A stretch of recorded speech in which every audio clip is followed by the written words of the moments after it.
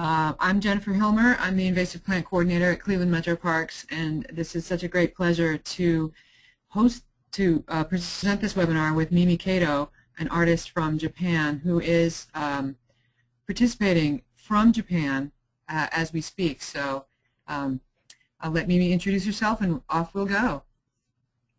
Hello everyone from Japan. My name is Mimi Kato. First of all, thank you Steve for organizing this event, and thank you everyone for joining to the webinar.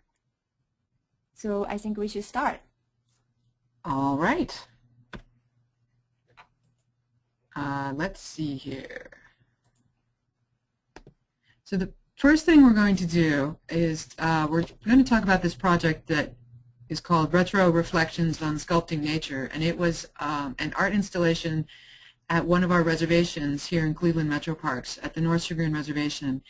And the first thing we want to do is to show you what this looked like, and we'll give you a couple of minutes of that, and then we'll come back and tell you what it is that you're seeing.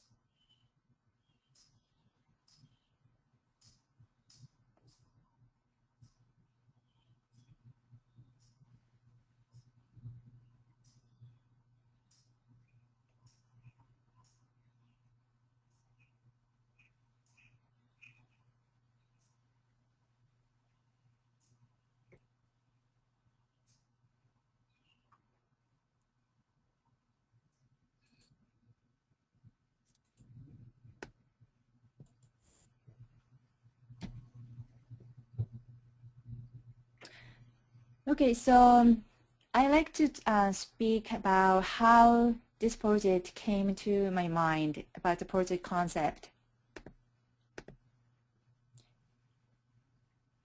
Okay, so I have been interested in landscape quite a while. If you look at my previous work, as you can see here, the landscape, especially Japanese landscape, is always involved in my work. This type of landscape, which is the townscape of typical Japanese town, repeatedly appear in my work, and I think the reason is very simple. I just miss it so much. Living in America, I just miss to be there to the familiar landscape, in a landscape that makes sense to me. So drawing this type of landscape was somewhat therapeutic to me. The background landscape you see here is the collection of my memory. There is no landscape like this actually exists. In Japan, they are rather hybrid landscape. It's just collecting the places I've been to or buildings that I've seen before, and it make up the one landscape. Quick question about, quick information about this work. This is titled as One Ordinary Day of an Ordinary Town.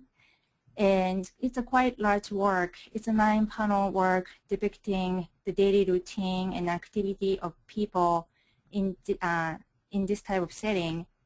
And it starts off from morning to the afternoon and to the evening. What you see here is the 3 evening panels.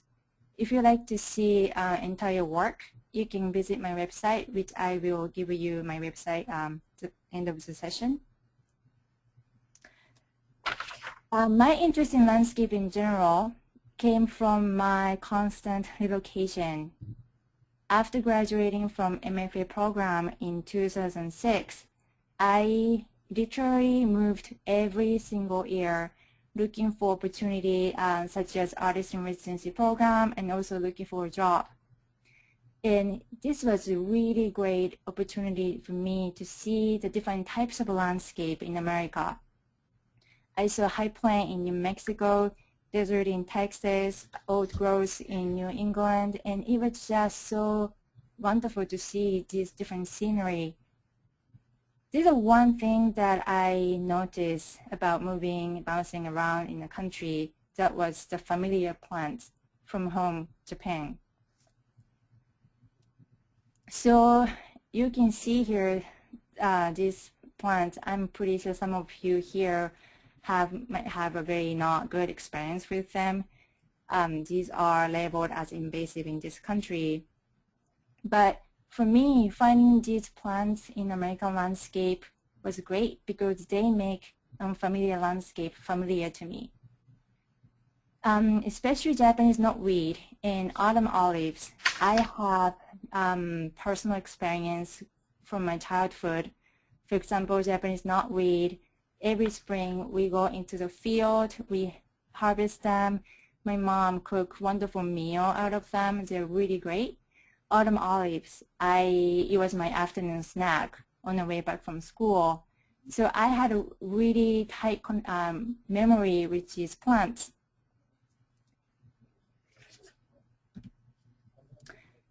In 2010, I moved to Huntsville, Alabama, and this landscape really hit me. And this is the landscape covered by kazu plant from Japan. And kazu is also called as a vine that ate south. If you're living somewhere in the south, you probably know this scenery very well. The first time I saw this landscape, I honestly thought this is really, really beautiful. I never seen anything like this before, and it has some kind of eerie quality to it, but very in good sense to me. But also, I thought this is such a romantic view because for me, these plants from Japan is taking over American landscape. It's almost they're doing my favor, trying to convert American landscape to something that I can relate to. So I was really cheering for them, like, yay, go take over. So feeling like that, I had some kind of guilty feeling, but also I was so inspired by these plants. So after settling down into Cleveland in 2011, I approached the Cleveland Metro Parks and I was introduced to Jennifer Hilmer.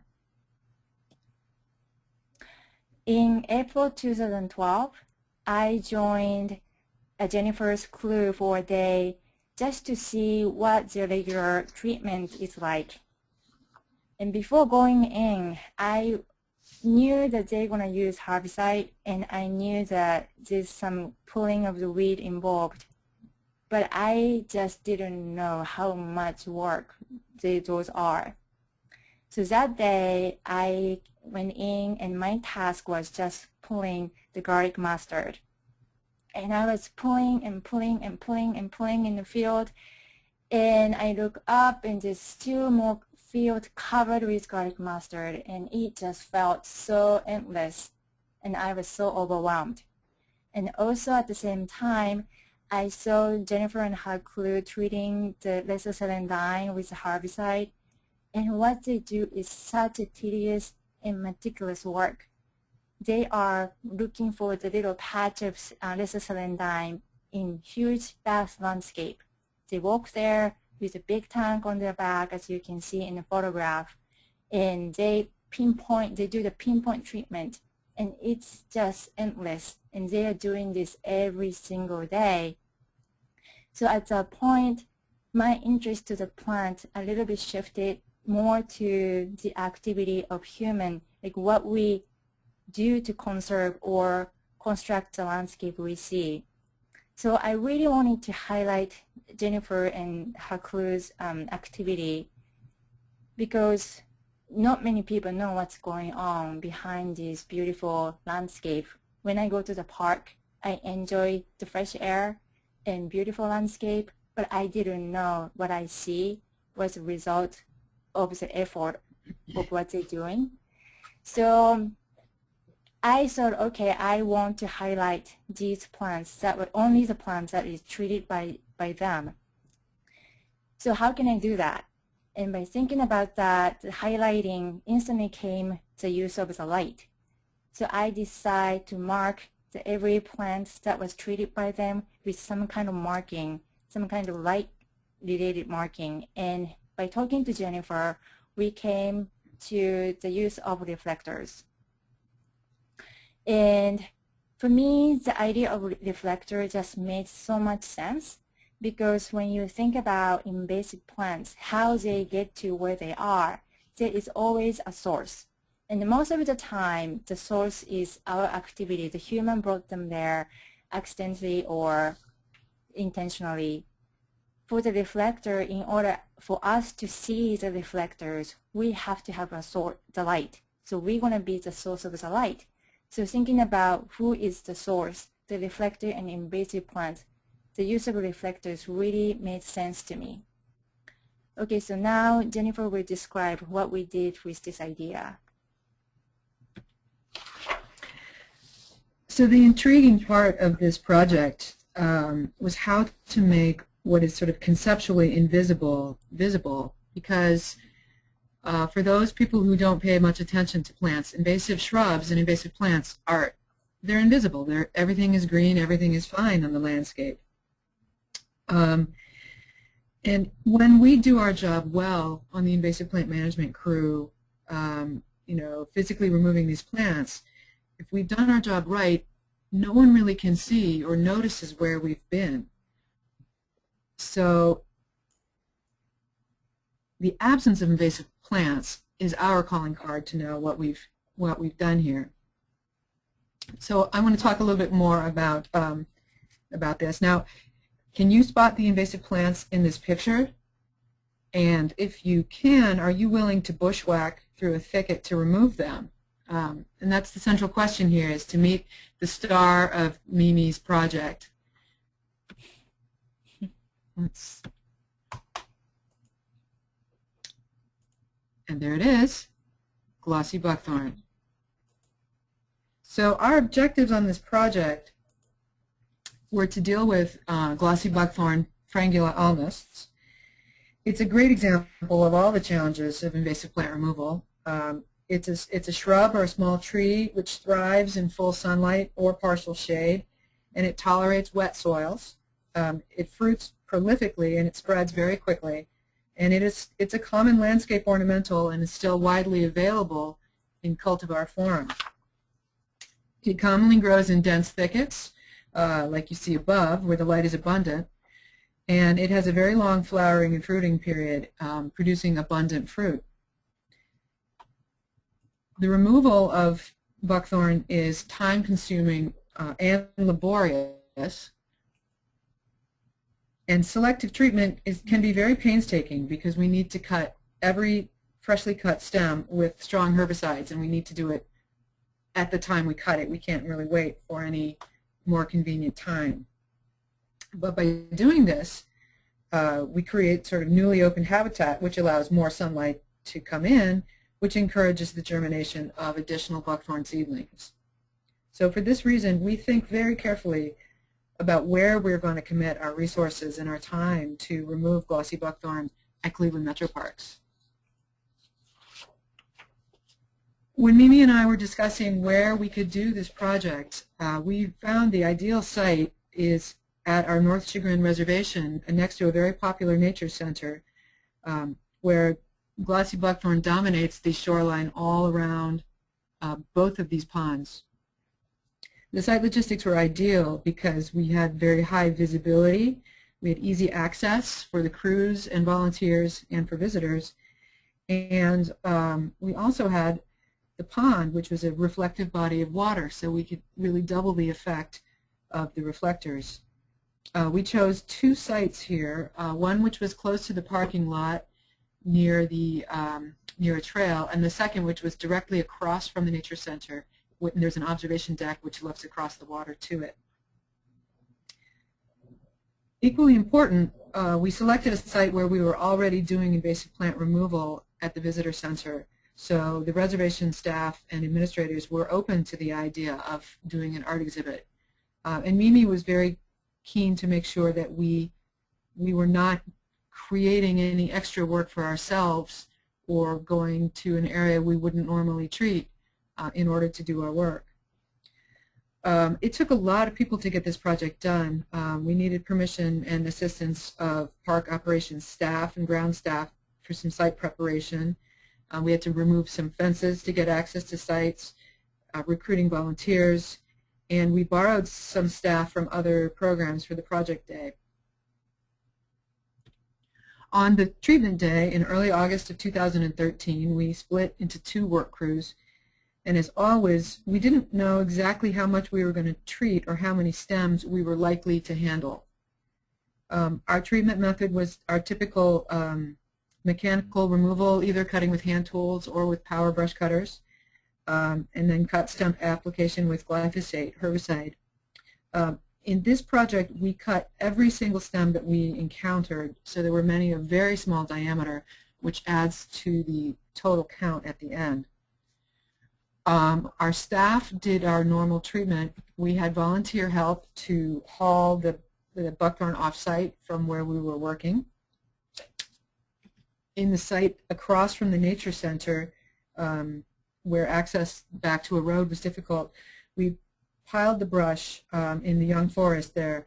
And we had set up coarse woody debris at the base of these piles to form cavities to create habitat for wildlife. And I just think it would be really great if coming out of this work we ended up with denning foxes or coyotes or somebody cool hanging out under those buckthorn piles. We had seasonal staff from our plant community assessment program who were tallying the cut stems and placing stakes at the base of the plants that we were treating. That was a great staff to have because they are used to very tedious work of counting things and paying attention all day long. We worked on the site for 7.5 hours, which is about an hour longer than a typical work day for us when you factor in preparation, travel, and then cleanup at the end. But now I want to talk some more about, Mimi's going to talk some more about what the visitors saw on that day. Okay. So this photograph is shot at site number 1, which is Coastal Lake, and actually it's shot by the nature center at the observation deck. And it might not be fair to say that this is what exactly the viewers see. It's more to the video that we show at the beginning. Actual installation was much more like that. And this photograph was shot with a long exposure, so you know it was 2 minutes exposure, so every single reflector is reflecting the lights back. So actual experience is much more organic, meaning if you have a light, you can move on your own pace and you can choose the section that you see, so it's much more interactive. The next site is by the pathway from the parking lot leading to the nature center. And this picture was shot at the dusk. And this is shot from that path looking into the woods. And the next photograph is also at the same site at dusk, and it's shot in the woods, this time looking toward the path. And actually this site was really great because many people who came to the park at night without knowing that installation is up, just walking their dogs with a flashlight, they were startled walking by this installation. They didn't know what they are and what this light is, and I think some people actually really freaked out. But I think this unexpected encounter, I think we raised more awareness and we sparked the interest in the project. But before coming to this state of installation, we had a couple of things to figure out for use of material and what kind of reflectors we can use. So I want to talk about a little bit behind the scene.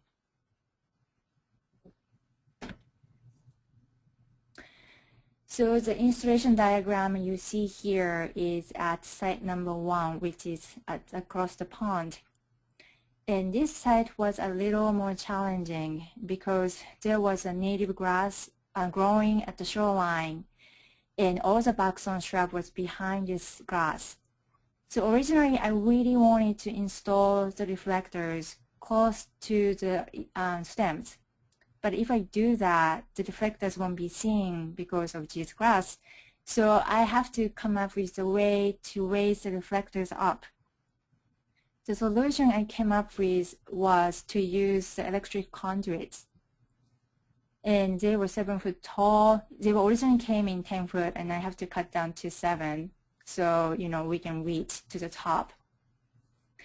And originally, I really wanted to put all the conduit right next to the individual plants. But thinking about amount of the plants we had at site, it wasn't just not practical, thinking about the cost of the conduits and also the labor. So instead of staking a couple hundreds of conduits on the site, I came up with tying a rope between the conduits and using the hanging reflectors. So at this site, the location of the reflector is not really the location of the plant. It's more metaphorical. We just count every single stems when we are treating and cutting the plant. And we took that number, and according to the number, we distribute the reflectors either on a rope or on a conduit. As a total, we use 150 conduits. And at day 1, we could stake all the conduit to the ground, and we could tie some ropes. And day 2, we focus on putting more ropes, tie more ropes to the conduit, and also hanging these reflectors. At site number 2, so this was much more easier. The forest floor was clear, and I could stick to my original idea, meaning I could stake the reflectors right next to the plant. So I used the sign stakes, and I used the leftover conduit shorter end because I cut it from the longer piece. So I originally had 150 conduits plus 300 sign stakes. But as the day goes, when we are cutting and treating and inserting the conduit right next to the plant, I underestimate the number of the plants, and I run out of the stakes. So the metro parks, they let me use the landscape flags, as you can see here. So I didn't actually count how many landscape flags, but it was more than hundreds and hundreds. So the day 1, again, we inserted all the stakes right by the plants and marking all the plants. And day number 2, we went back to the site, and we went back to the stake by the plant, and we actually count how many stems on a plant.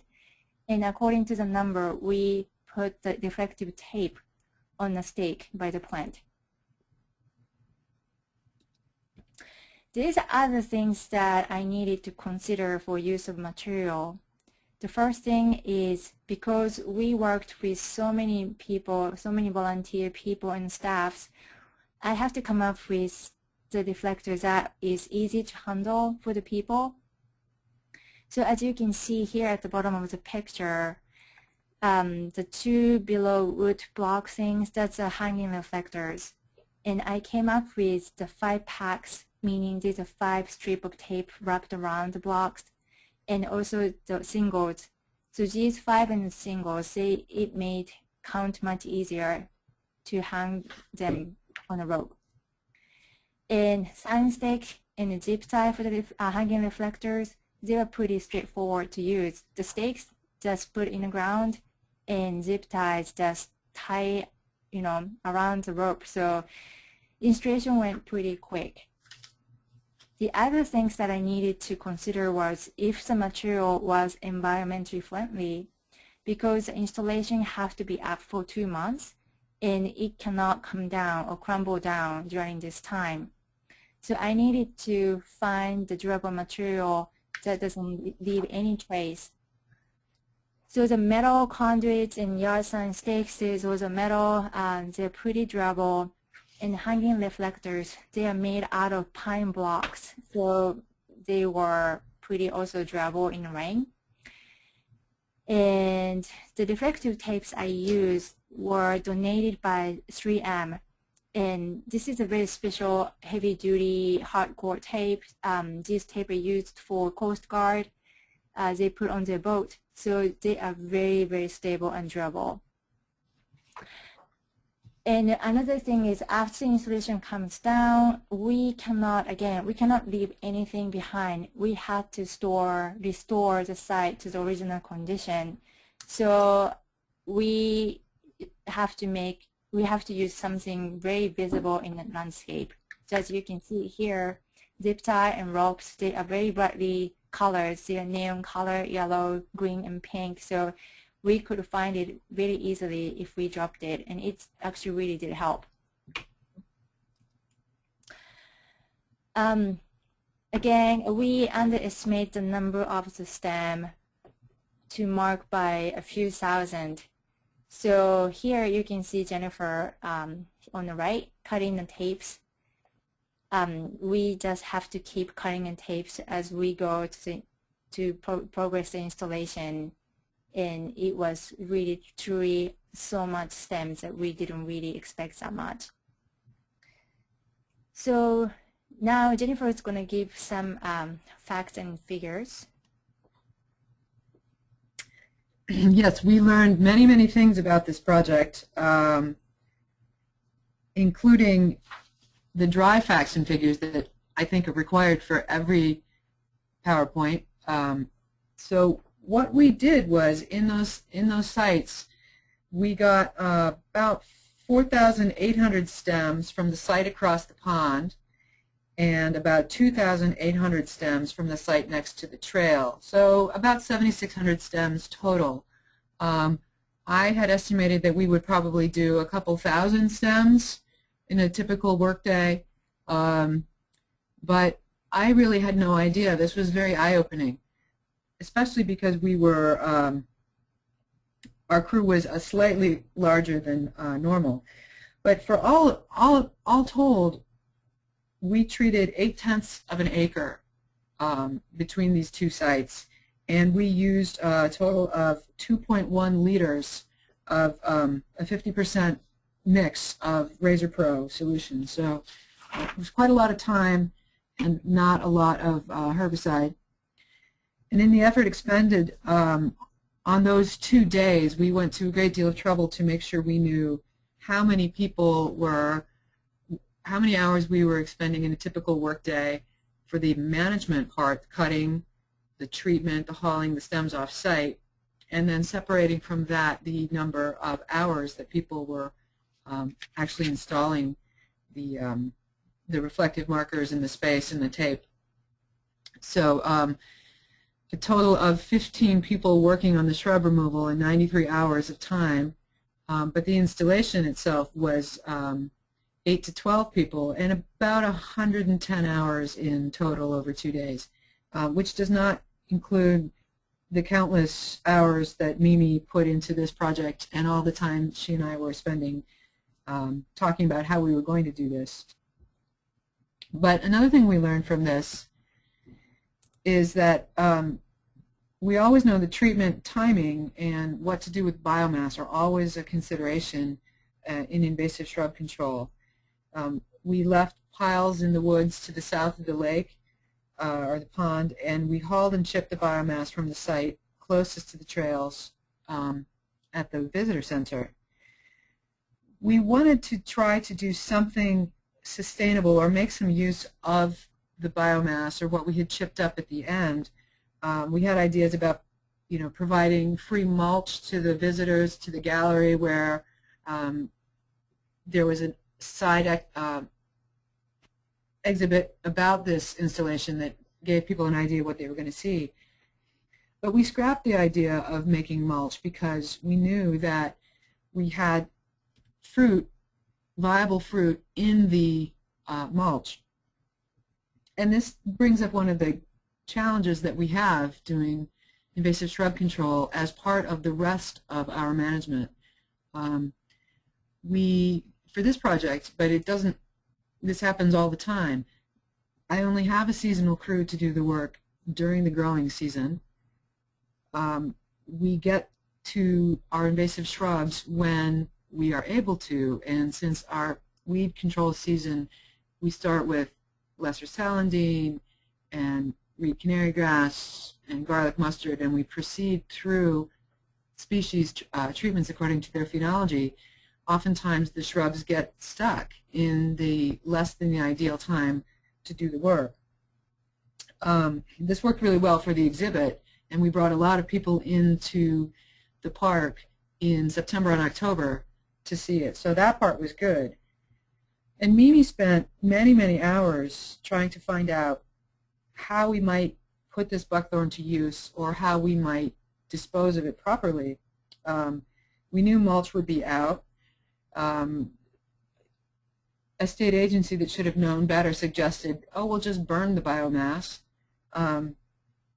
And it seems like the most viable option we had was to create biochar from the biomass, but there are no facilities in northeastern Ohio that manufacture biochar. And this raises the conundrum of how do we commit to doing our work sustainably. We have no shortage of suitable invasive plant material in northeastern Ohio to support a biochar facility, but I don't know if the conservation community and others can commit to the effort of supplying enough material to make a biochar facility even feasible. So this is one of the conversations and one of the conundrums that we're left with through this project and others is, how do we manage invasive plant biomass sustainably? But to leave it on a much more positive note, Mimi and I can use this time. We each learned quite a lot from this process and this project, and we could ask each other now and spend a little bit of time thinking about what we learned from this. I also want to show you the last 2 minutes of the video so you can see what this looked like. Mimi, I don't know. Do you want to ask any questions about how this project changed us? Sure. So yeah, so can I start asking you a question? Sure. So how this process really changed you to think about your own work and what do you do?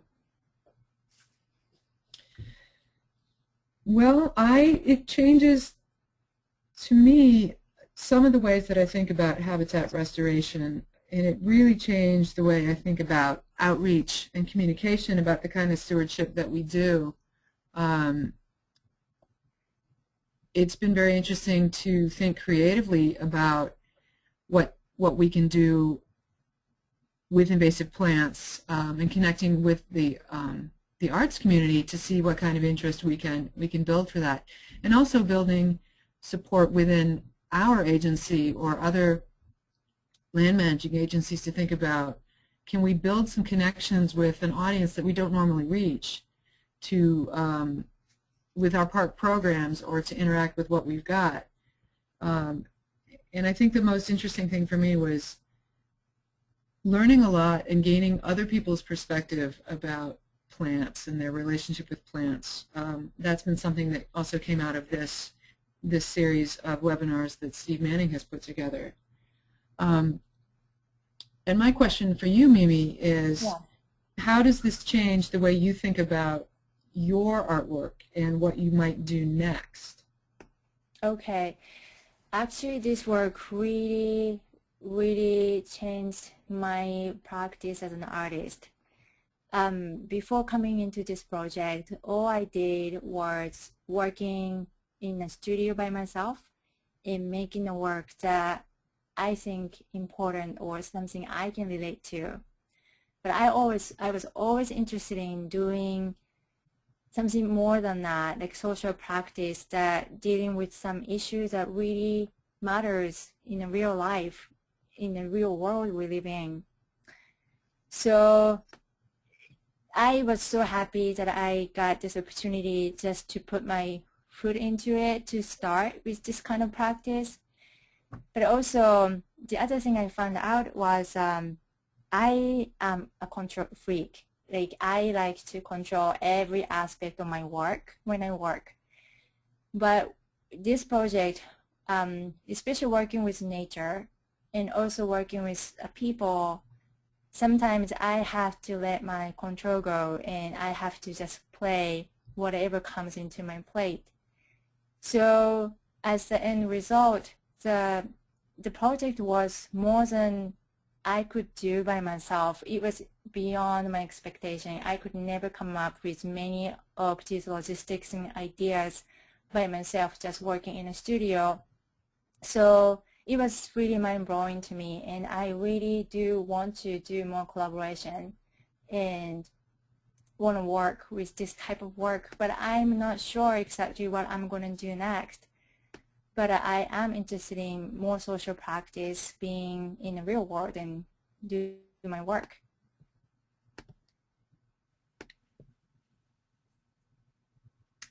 Are there any other burning questions we want to ask each other in front of an audience out on the web? Do you have any other question? I don't think so. I mean, this project was incredibly fun for us to do. Yeah. My staff loved it. We really enjoyed. I think one of the great benefits for me was getting to show off, in a way, the skills of my own invasive plant crews and how good they are. And I think sometimes as land managers or stewardship crew chiefs or something, we forget or we don't take the time to really show off the good work that our people can do. And they had a lot of fun doing it as well. And just mixing up the volunteers from the art gallery and the volunteers from the metro parks and different staff made the day quite a lot of fun, and made the evenings really fun to go looking at it. Oh, that's great. Actually, you opened my eyes to talking to you, and I just really didn't realize that, it's a park, right? And a park is something that the human manates, but like if you go into the woods, I just automatically thought everything I see is a natural thing. And I didn't really think that how much we are involved in to create the landscape we see daily. So it really changed the concept of the landscape for me, and it was a very, very interesting idea that we as one who is making, the landscape outside. So yeah, working with this project and talking to you, it really changed my idea or concept of the landscape. So thank you. Well, what we want to do next, I've got 3 more minutes of Mimi's video to show, and then we'll put one more slide up, which will show you how to contact us or to see the video in its entirety at your own time. And so this is 3 minutes in your workday when you can just listen to the crickets and look at something beautiful and enjoy it, and then we'll be back 3 minutes from now. Hey Jennifer, can I interrupt you real quick? Sure. do you want to do questions during that, or you want to wait until after the 3 minutes to do Let's questions? wait till after the 3 minutes for the questions Okay, because there's a few it's here, so just want to let you know. yes, it's so peaceful, and Okay. yeah, we'll be glad to have those.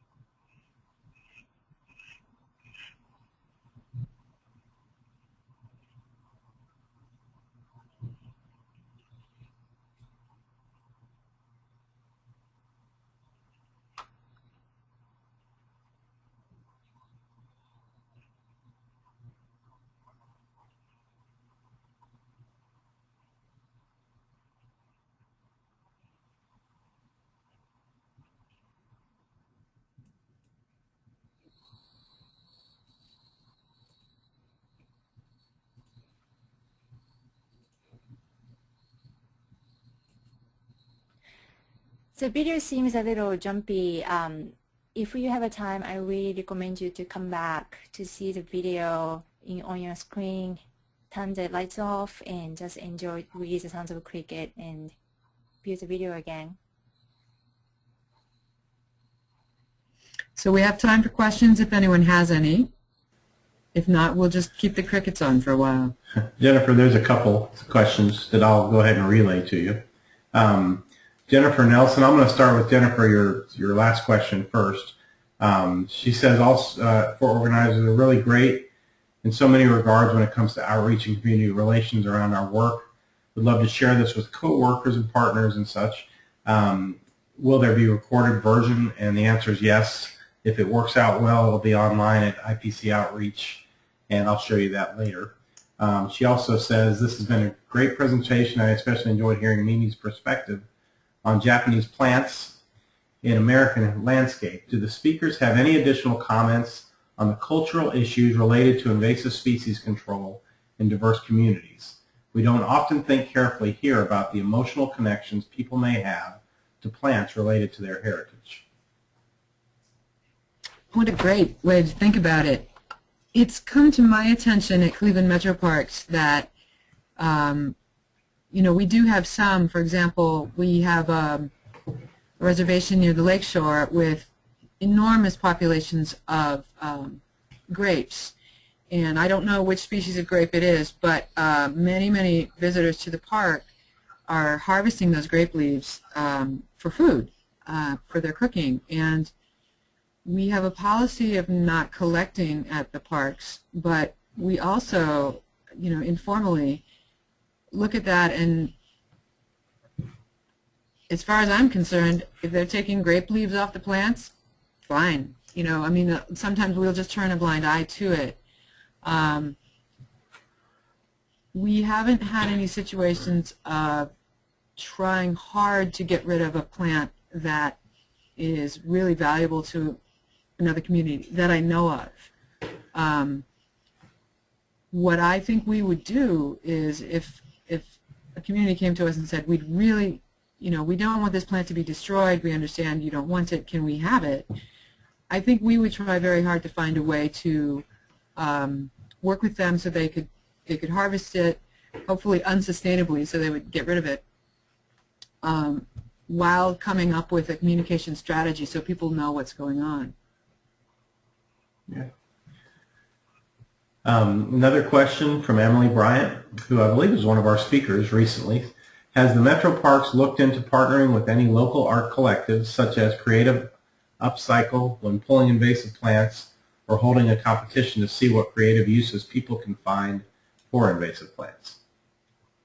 Hi, Emily. I would love to do that. And I would like to work, for example, with the Morgan Conservatory of Papermaking as well, to do some paperwork, paper creation. I think these are ideas which should be explored. Sometimes the first hurdle to get past is to get the buy-in from your own administrators or your own park staff, and it's a difficult line to walk, because while everyone can see that there is a good logic to this and it's worth doing and it's important, I think people will also raise the question of saying, well, but if we let this part of our public sector do this with our parks, why are we not letting this, this user group use this? And so I think this project for me was a great way to kind of slip something in under the radar and get something interesting and creative going. And I think in the future we can do more of it, but we have to make sure that we are clear how we give permission or how we deny permission to get something done.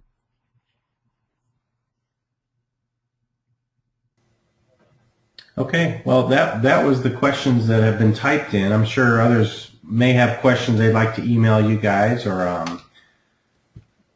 talk about it some other time, maybe give you a call. So if you'll just leave that slide up with your contact information, that would be good.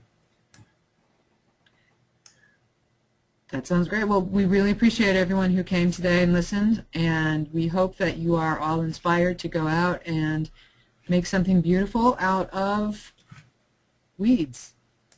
And Jennifer and Mimi, thank you very, very much for being here today and giving this presentation. I think it's just a wonderful topic, and you did a great job with it. And what an awesome project you guys worked on. Mimi, especially thank you to you for being awake at what is probably 1 o'clock in the morning there. And I hope you have a good night's sleep. Oh, thank you so much. And again, thank you everyone for tuning in, and it was really fun. Thank you. Thank you, Jennifer. Thanks, everyone. Thank you, Mimi. Bye. Thank you.